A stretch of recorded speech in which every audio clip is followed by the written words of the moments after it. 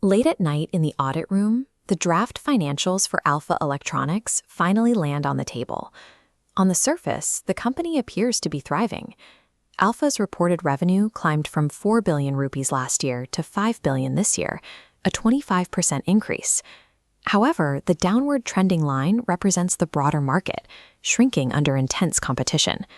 Alpha reports record growth while its industry is in retreat. When reported numbers diverge from market reality, auditors look for mechanical explanations. One hypothesis is that management is recording fictitious sales, logging invoices to ghost companies that do not exist. Another possibility is a manipulation of the cutoff period. The cutoff period is the strict accounting deadline that separates one financial year from the next.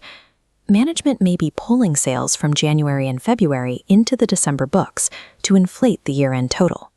If 1 billion rupees have been fabricated at the top of the income statement, the audit must now look toward the physical assets and liabilities to see if they support such a large valuation. Curious, to find the answer, we leave the ledger behind and move to the physical warehouse logs. We need to see exactly what Alpha is holding on its shelves. This ledger shows 120 million rupees in inventory, but the internal logs tell a different story. They list a stockpile of electronics that are non-functional and defective. This invokes IAS 2, an accounting standard that requires companies to value inventory at the lower of its cost or its net realizable value. Net realizable value, or NRV, is the estimated amount a company can actually get for an item after deducting the costs to sell it. Because these goods are broken, their NRV is far below their manufacturing cost. By failing to write them down, management is reporting an asset value that does not exist, masking a hit to their gross profit. The warehouse records reveal a further complication. A portion of that defective batch has already left the dock and is on its way to customers. When customers receive broken technology, they will inevitably demand refunds and file warranty claims. Under the IAS 37 standard, a company must record a provision for these expected costs. A provision is a liability of uncertain timing or amount that is recognized on the balance sheet because a future payout is probable. Alpha has ignored this liability. This violates two audit assertions. It obscures the company's debts and overstates actual valid revenue. Alpha's balance sheet is now carrying a hidden obligation to its customers, turning those record-breaking sales into a future cash drain. The final piece of the puzzle sits at the bottom of the balance sheet, the company's factory and equipment.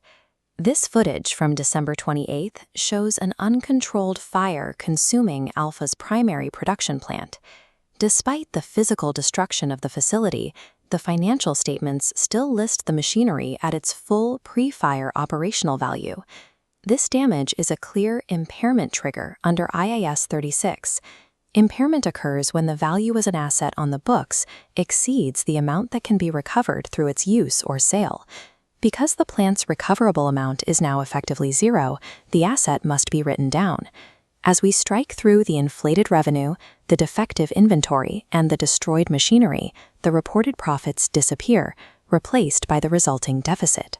When we tally the findings, 1 billion in fake sales, 120 million in unusable inventory, unrecorded refund debts, and a destroyed factory, the scale of the disconnect becomes clear. This leads to the final going concern verdict. A going concern assessment determines if a company has the resources to stay in business for the next year. With its assets gone and its revenue fabricated, Alpha Electronics is no longer a viable business.